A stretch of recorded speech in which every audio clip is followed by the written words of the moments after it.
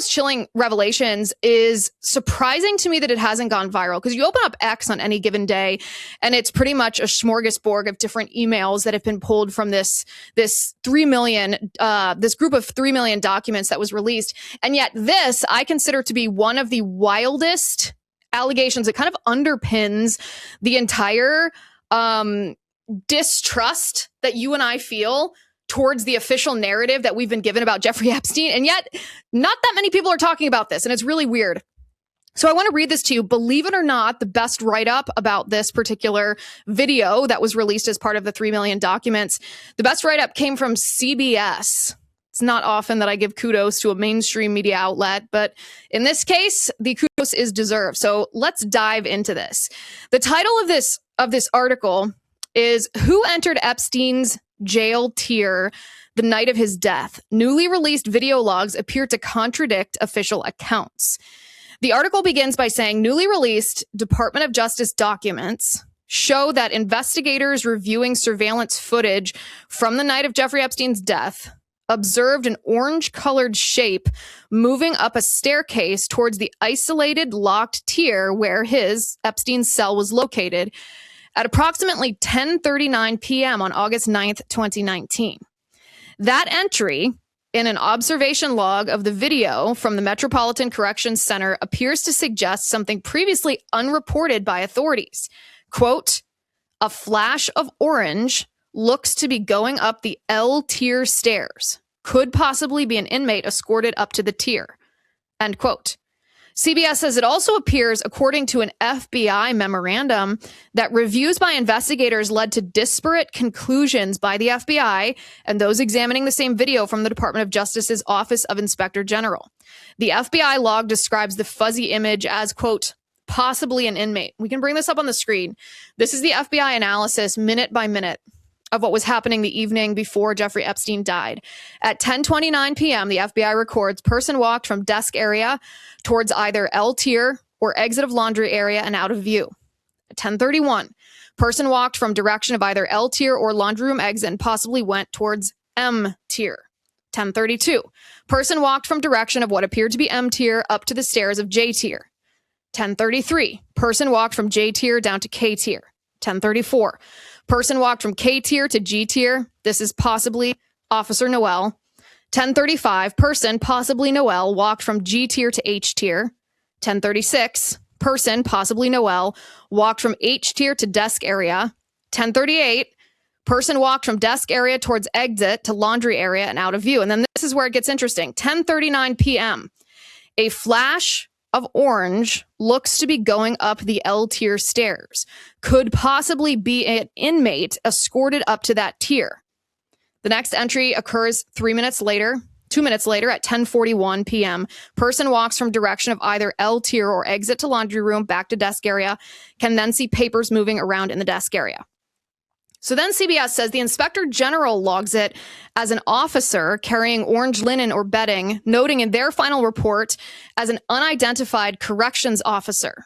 So same at 22:39:42, that's military time for 10:39 p.m., the Office of the Inspector General says a flash of orange can be seen going up the stairs of L, upper tier. Inmates are currently on lockdown.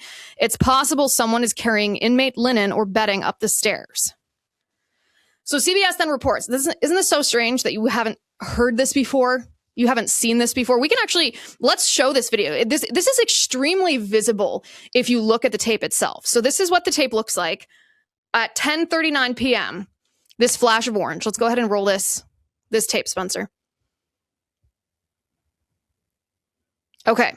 So this is the fuzzy, grainy video that shows the outside of Epstein's tier. He was in a special housing unit, which is a lockdown tier. So now it zooms up and look at that right in the middle of the screen. That's an unmistakable flash of orange. Even in a grainy video, you can tell that has the hallmarks of the movement of a person, because people move a certain way. You can tell when it's a person moving.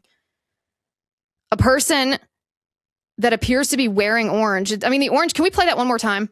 Because the person does not seem to be just carrying orange linen, because the orange is visible more than just in front of the person as if it were an armload of linen.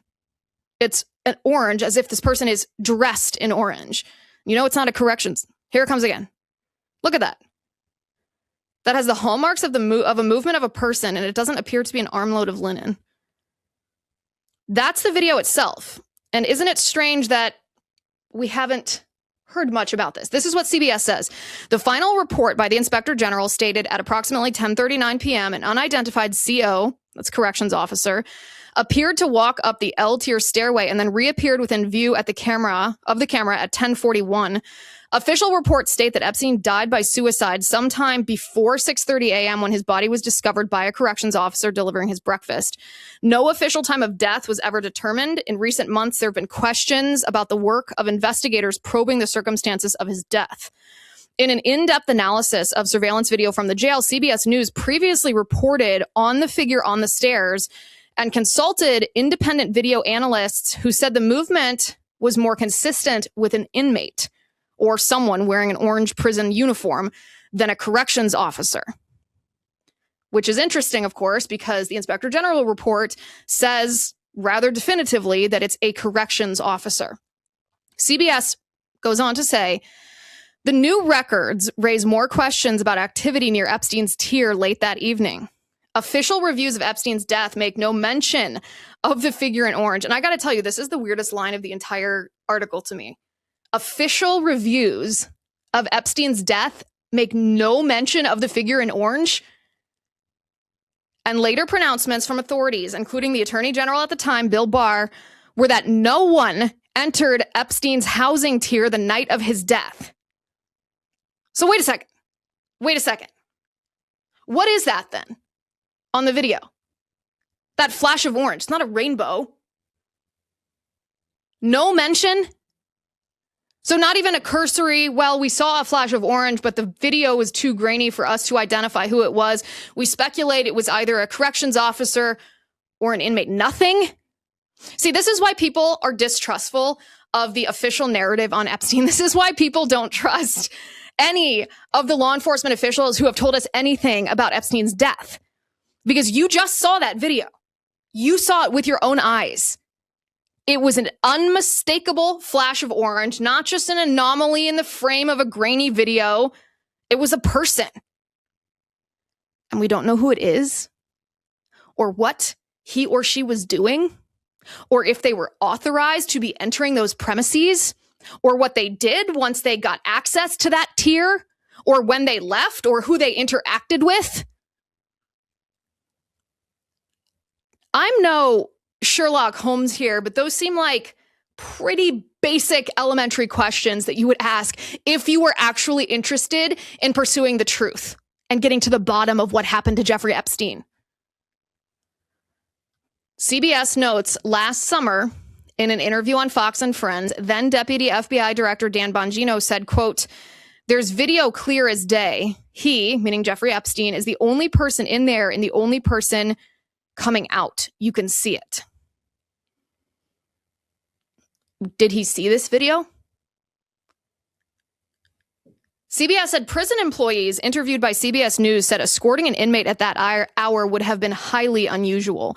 The identification of the individual could have been crucial to reconstructing the events, given that the sighting occurred within the estimated window of Epstein's possible time of death. The staircase leading to his cell tier was captured by the only camera known to have been recording that night, positioned in a way that partially obscured the approach to Epstein's tier. That's his unit. Government investigators relied heavily on that footage in reconstructing the timeline of events. But because of the camera angle, it was not possible to rule out whether someone could have climbed the stairs and entered the tier without being clearly visible. CBS News analysis of that video found additional contradictions between what the video showed and official statements.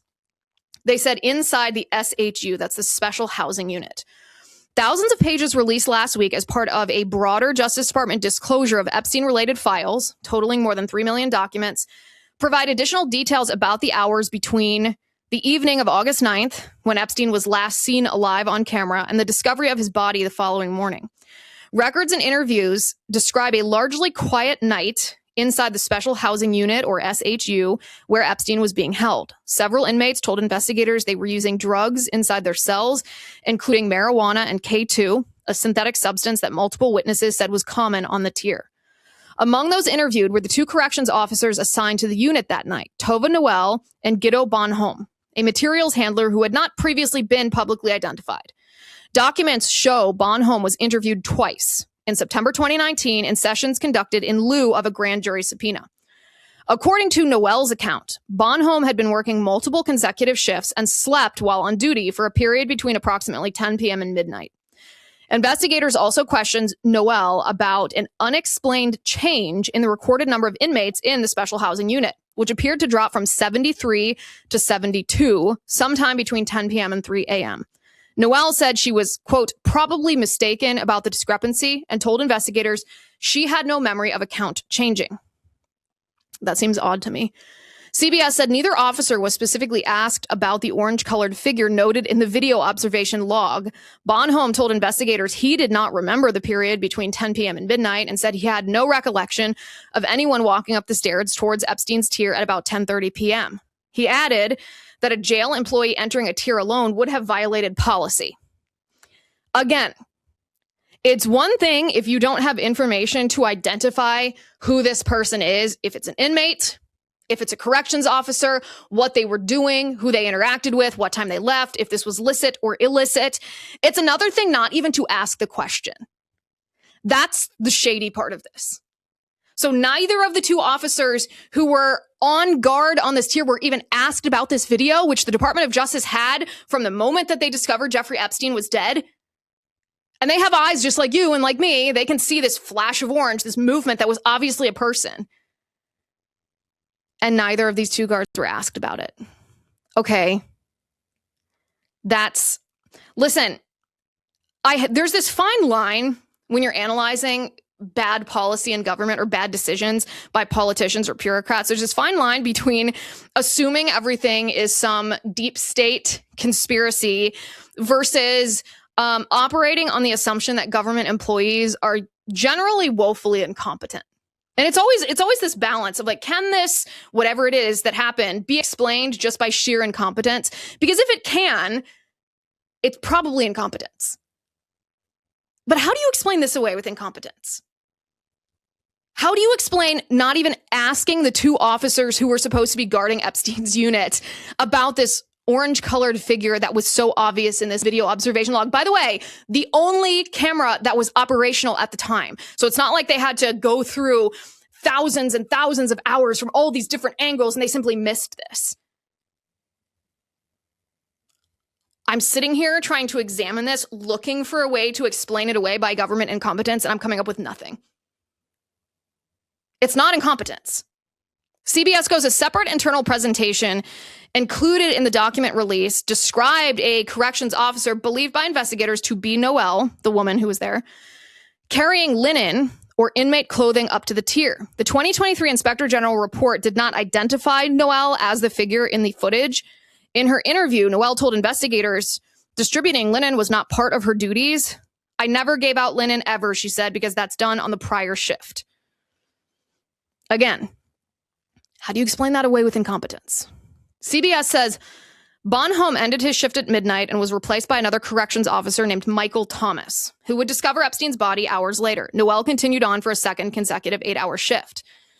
Thomas and Noel failed to complete inmate counts at 3 a.m. and 5 a.m., as well as mandatory 30-minute wellness checks on Epstein. Investigators speculated the officers may have fallen asleep. See, in this case, you can easily speculate or theorize that the reason that they did not complete inmate counts at 3 a.m. and 5 a.m., as well as these 30-minute wellness checks, this could be due to incompetence.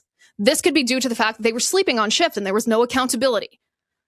We're not positive that that's the explanation, but there is a plausible explanation that that was sheer incompetence. It might not be, but it could be.